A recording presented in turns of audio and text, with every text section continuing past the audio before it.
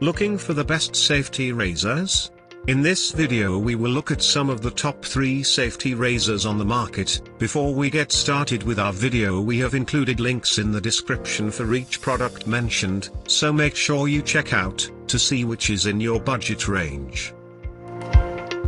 At number 3. Elkaline, Safety Razor Double Edge Butterfly Open. Well balanced, with a short handle, giving a close shave for most beards. Knurled handle improves grip in wet shaving conditions. Easy blade change with butterfly open and close mechanism. Easy to keep clean. A well-built, easy to maintain safety razor, but its short handle and resulting shift in balance isn't for everybody. Razor isn't correctly balanced, requiring users to press harder when shaving. Short handle is difficult for some to use, especially for shaving legs. Skin irritation is a frequent problem. At number 2. Bigfoot Shaves, 3-piece double-edged single-blade safety razor kit. Slightly longer than standard handle improves grip and control. Helpful customer service that walks new users through the setup process.